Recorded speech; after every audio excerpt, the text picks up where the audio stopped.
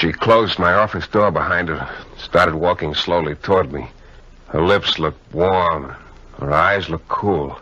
Matter of fact, everything about her looked awfully good to me, except for one thing. That big black gun she was pointing at my belt buckle.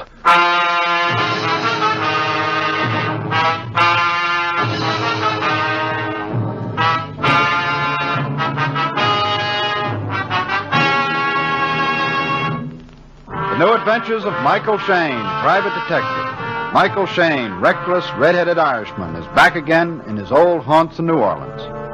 This is your director, Bill Russo, inviting you to listen to another transcribed episode, which we call The Case of the Wandering Fingerprints.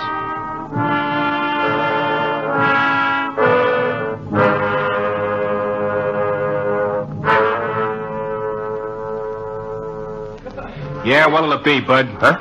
Oh, nothing. I'm just waiting for somebody. Nothing. Look, Mac, you're in a bar. People usually drink in bars. That's what we're in business for. Okay. Give me a bottle of pop.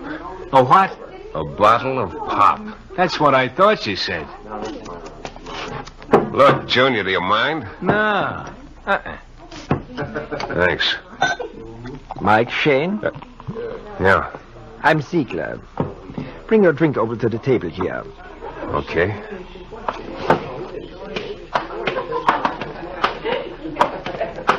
Been waiting long? No, just a couple of minutes. Well, let's have it. You said on the phone they'd be doing it. There could be. Well, look, Ziegler, let's not play guessing games. What's your pitch? You and I are going to be partners, Shayne. Partners? What do you mean? I've got a little proposition you're going to go for. You know, you sound awful sure of yourself. Oh, I am. Well, let's have it. All right. Know anything about electrolysis? Look, I'm no chemical engineer. I am, sort of. Enough of one to have figured out this process. Look, will you do me a favor? Start at the beginning. All right. I've got a process by which I can transfer fingerprints. You can what? Transfer fingerprints. From one place to another. Any place. You're nuts. Am I? Can't be done. Don't take any bets on that, Shayne. You'd have to pay off. Look, I tell you, it's impossible. It's simple, if you know how. So you dust the prints with a certain chemical powder. You follow me? You take a picture of them, then make an electrolytic plate from the negative. Then dip it in acid. Then you make a mold from liquid rubber. And there you are. Where? With a little rubber stamp of somebody's fingerprint. Look, I don't know anything about this chemical double talk you're giving me, but the whole thing's impossible. You just can't... Like I say, don't take any bets. Now, here's where you figure. We're going to start a little fingerprint service. We sign up various clients. They all pay an initiation fee, a large one, as a matter of fact. Just a minute. What do these people get for signing up? Well, it's not so much what they get if they sign up. It's what they get if they don't. Yeah, that's what I thought. Their fingerprints turn up in the wrong place. Exactly. Beat it. Now, Shayne, that's not a very wise attitude. If you think I'm going to be a front man for a blackmail racket... That's an ugly word, Shayne, but that's more or less your job. To locate promising clients for me. I said beat it. You know, you're not being smart at all. Look, maybe you didn't hear me. All right, I'll give you a little time to think it over. But you'll come around. Yeah? Don't you take any bets on that. Oh, you will come around, all right. Because, you see, you have no choice. And before very long, I think you'll see exactly what I mean.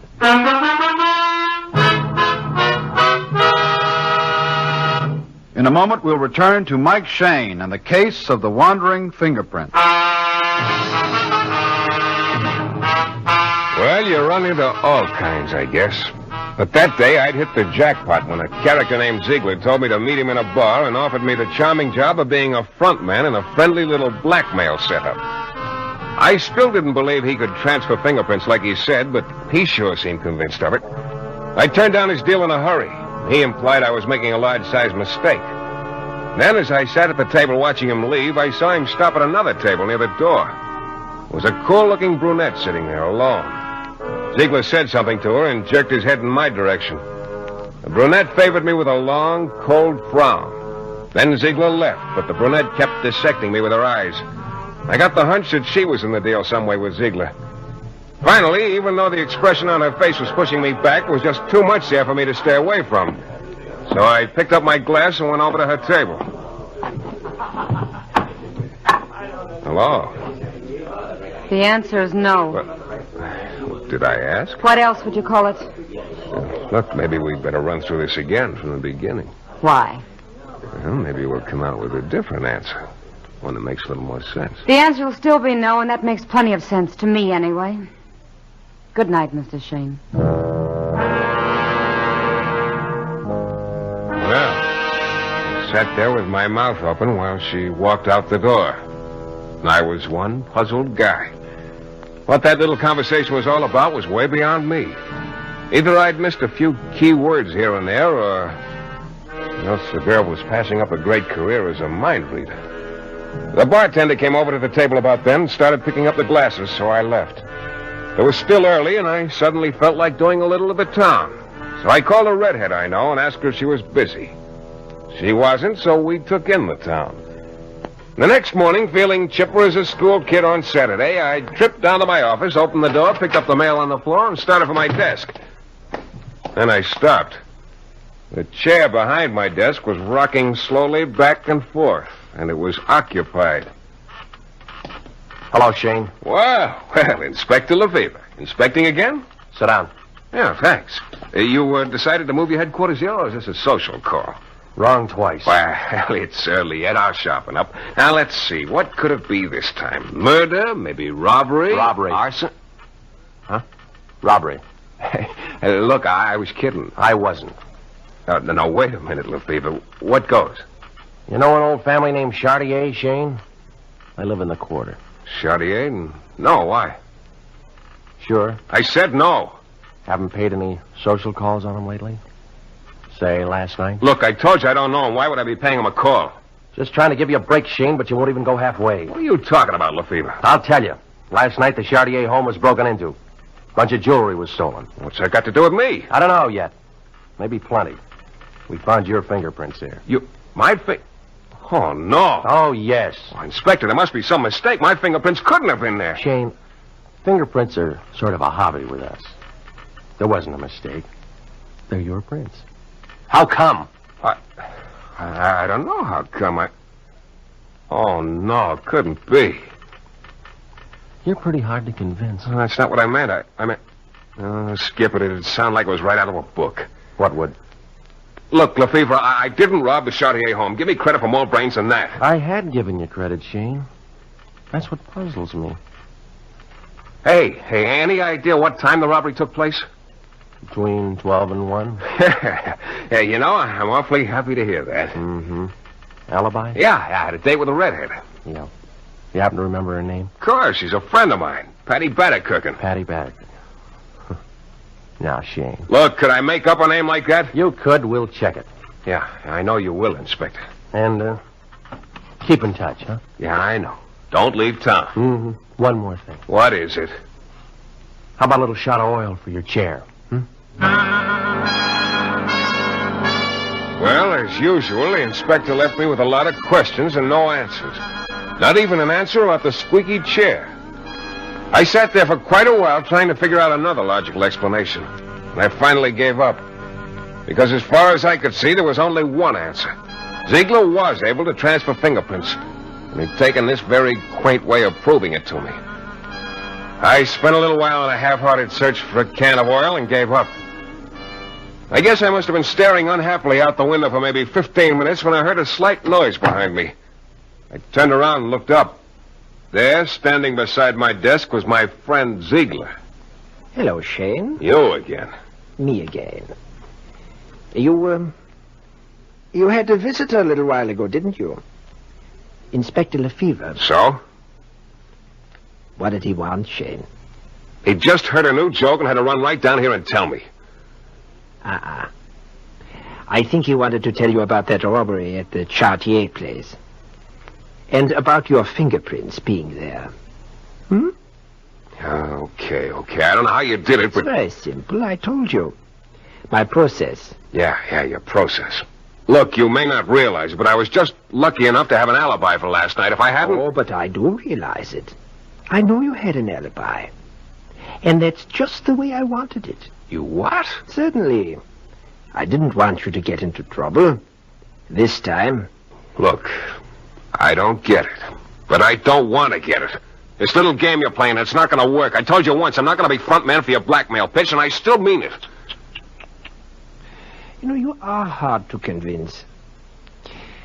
Well, I guess I have no other alternative. What do you mean? Oh, just that I'd hate to have the same thing happen to you that happened to Al Metcalf. You have heard of Al Metcalf, haven't you? Yeah, I've read about him in the papers. He's on trial for murder. That's right. Hey, wait a minute. Are you trying to tell me that... I'm just pointing out that Al could have been a partner of mine. He had the same opportunity you have. But he was difficult about it. He turned me down. Cold. So? But they've got a case against him. It's 3-2. He'll be found guilty. Oh, yes, indeed. And it's interesting, isn't it, that most of the case against him is his fingerprints at the scene of the crime. You mean you You planted them? I wouldn't want that to happen to you, Shayne. So don't keep me waiting any longer. You don't exactly leave me much choice. Right. So you're my boy, Shayne, from now on. And don't ever forget it. Inspector Lefevre's already had you on the carpet for robbery. Think of the fun he's going to have when he gets you for murder.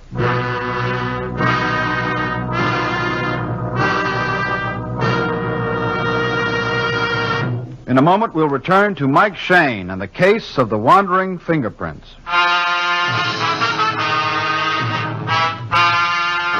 Well, it all started when a character named Ziegler offered me a partnership in a fingerprint-planting blackmail corporation.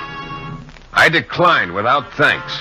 So Ziegler promptly planted my fingerprints at the scene of a robbery, thereby bringing Inspector Lefevre into my office for an antisocial call. The inspector left after a few minutes to check my alibi, and then Ziegler dropped in. He told me he could, if necessary, plant my prints at the scene of a murder, like he said he'd already done with a guy named Al Metcalf, who, as a matter of fact, was facing a murder rap right now. Well, that sort of weakened my opposition. Ziegler pronounced me his boy. He told me to meet him that night in the same bar, and he'd give me my instructions then.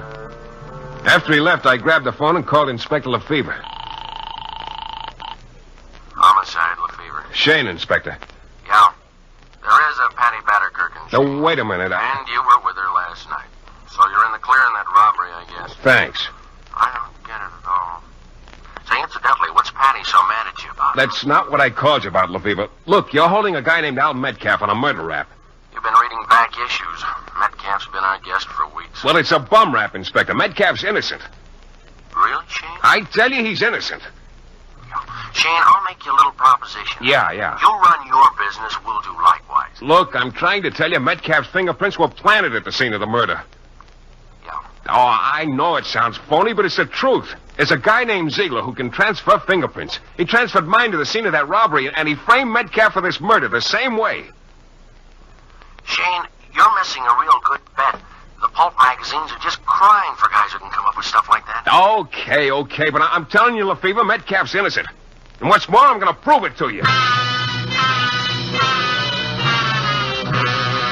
All of which was easier said than done, of course. I went over to the library and spent an hour or so reading up on the Metcalf case in the papers. I copied down the names of most of the people involved, and then I started out. The first guy I tried was a pawnbroker. Sure, no doubt about it. Metcalf's the guy who bought the gun from me. The gun that killed Joey Krause. I checked off the pawnbroker's name and went to see the woman who had been the dead man's landlady. I saw this Al Metcalf go into Mr. Krause's room that night, just about 5 minutes before the shot was fired. And Metcalf was the only visitor Mr. Krause had that night. The next guy I tried was a character named Dixon, who used to be a pal of Krause's. Motive? Sure, Metcalf had a motive. A girl named Bunny. She was Metcalf's girl. Then she got to running around with Krause. So Metcalf knocked off Krause. But take my word for it. Don't go bothering Bunny, 'cause she's my girl now. Yeah, all the answers were the same. Al Metcalf was guilty. He really had killed Joey Krause. Well, about then, I got on the trail of a very interesting thought. Wild, but interesting. But also about then, my watch said 8 o'clock, and I was due at the bar to meet Ziegler. So I didn't have any more time for meditation. But I knew that somehow, some way, I had to find a weak spot in Ziegler. Something that'd give me a club, too. And then I thought of a gag that might just possibly give me that club. It was old, but it could work. Ziegler was sitting at his table waiting for me. As I walked over to him, I could see he didn't look very happy. Sit down, Shayne. Yeah, thanks. You're late. A little. I don't like people to be late. What kept you? Look, in case you don't know it, I work for a living. What kept you, Shayne? I was conducting a little investigation. Who for? Me, okay? Shayne, you have quite a few things to learn about working for me. Your attitude, for one thing. It'll have to change. But we'll let that go for now. I've got a list of people I'm going to give to you. I want you to contact each of them and sign them up. You can start... Cigarette? Thanks. Here's a light. Help yourself. Thank you. Now, Oh, just one thing. what is it? The girl. What girl? The brunette who was sitting over near the door the last time I talked to you here. Oh, you mean Susan. Do I? What about her? That's what I'm wondering, where she fits in. Well, let's just say that you and she and I will be sort of in business together. I see. Why? Oh, just that after you left, I went over to her table. Well? Yeah, I thought we might make a little light conversation, but she wasn't having any. She can be difficult. Shayne, all this talk about nothing in particular, I somehow get the impression you're trying to stall me. But that would be very foolish, Shayne. Yeah. Yeah, Ziegler, I've been trying to stall, but it hasn't worked, so I'm not going to stall anymore. Okay, give me that list. I'll go to work.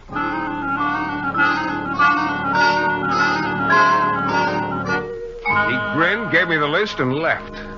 Yeah, I was right. I wasn't going to stall anymore. Because that stray thought I'd started working on before had come back. And what brought it back was my remembering I'd taken my drink over to Susan's table that time before. Yeah, I was pretty sure I had the answer now. But pretty sure wasn't sure enough. I scooped up my cigarette lighter and went down to police headquarters. I dropped the lighter off in one of the offices so that the boys could admire it. And then I went to see Inspector Lefevre. Oh, that boy just loved to swing back and forth in desk chairs. He was at it again. Come down to tell me why Patty, what's her name, is mad at you, Shayne? I came down to tell you I was wrong, Inspector. About Patty? No, about Al Metcalf. He's guilty, all right. Well, now, that's real good to know. Look, Metcalf's fingerprints were at the scene of the murder, huh? Where were they? Plastered all over the place. Yeah. Now, my fingerprints were at the scene of that robbery at the Chartier house. Mm-hmm. Where were they? Why? Believe me, Lefevre, I'm asking you the $64 question. Where were my prints? On a glass. Yeah. Thanks, Lefevre. No charge. Oh, you leaving? Uh-huh. I gotta see a girl named Susan. Need any help? No, this is sort of a private deal. Sure you don't need any help? Sure. There is one thing, though. What's that? A chair of yours could stand a shot of oil, too.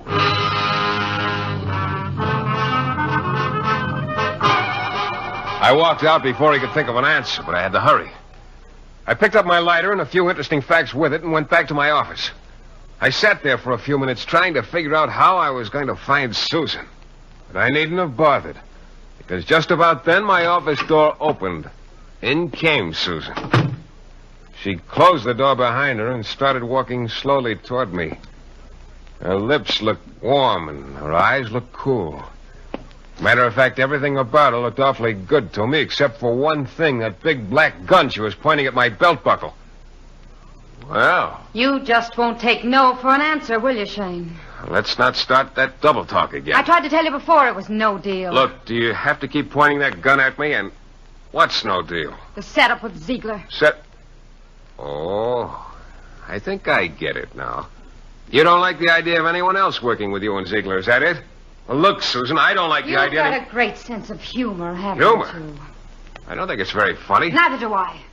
Look, maybe I'm stupid, but none of this makes sense. Stay where you are. None of that little palaver we had the other night in the bar made sense either. I said stay where you are. So you're working with Ziegler. I still don't see why... Oh, I'm working with Ziegler.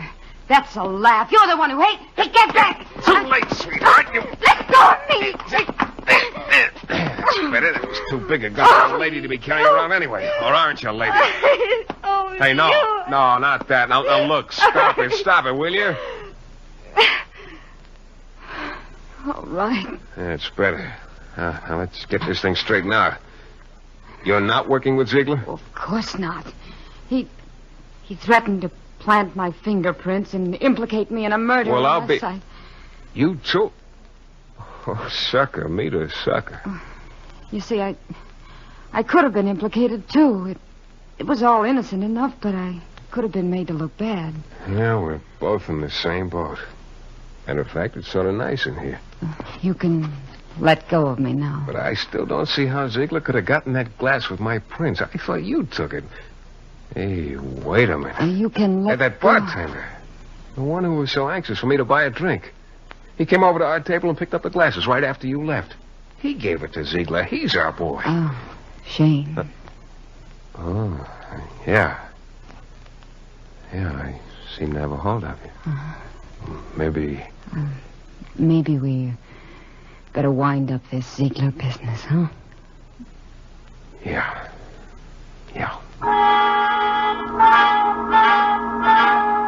Well, with an incentive like that, how could I lose? I charged over to the bar, but the bartender I was looking for was off duty. I got his address, though, and went over.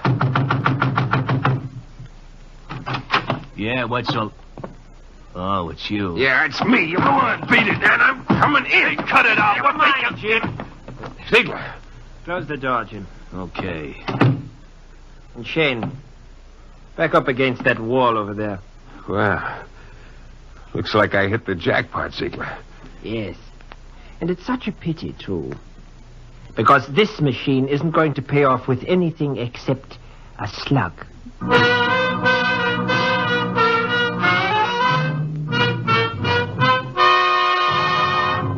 In a moment, we'll be back with a thrilling climax to tonight's Michael Shayne adventure.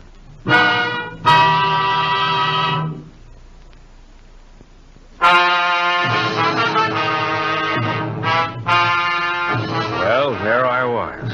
I'd figured out the whole deal, but at the moment it looked like there wasn't much future in being a genius. One look at the bartender and Ziegler showed me they didn't think so either. So you figured out my little scheme, eh, Shayne? Yeah, lucky me.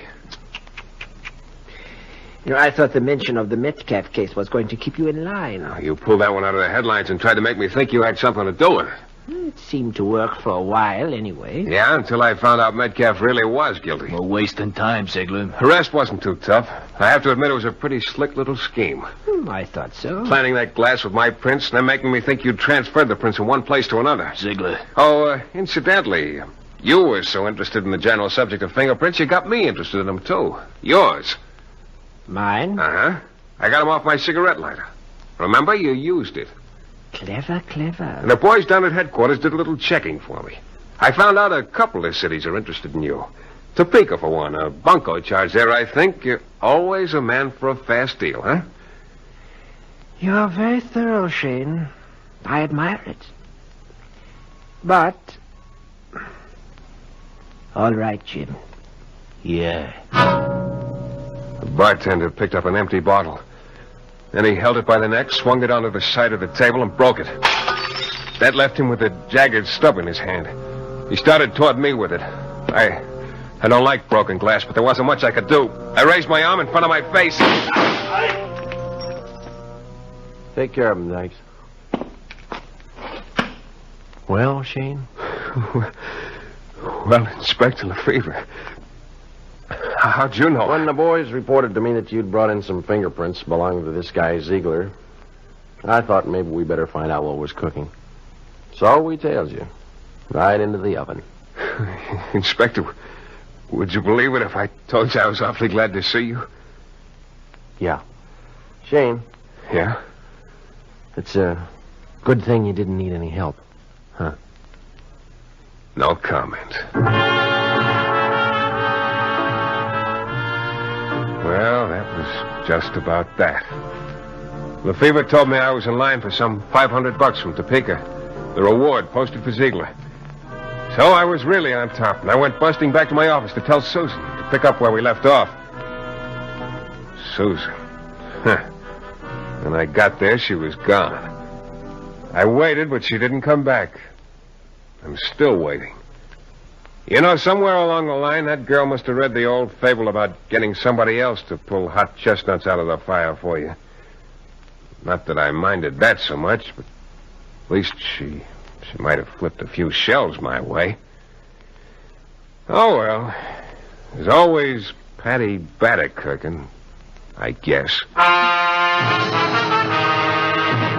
This is your director, Bill Russo, again. Our story is based on characters created by Brett Halliday. The music is composed and conducted by John Duffy, and Michael Shayne is portrayed by Jeff Chandler. The New Adventures of Michael Shayne is a Don W. Sharp production, transcribed in Hollywood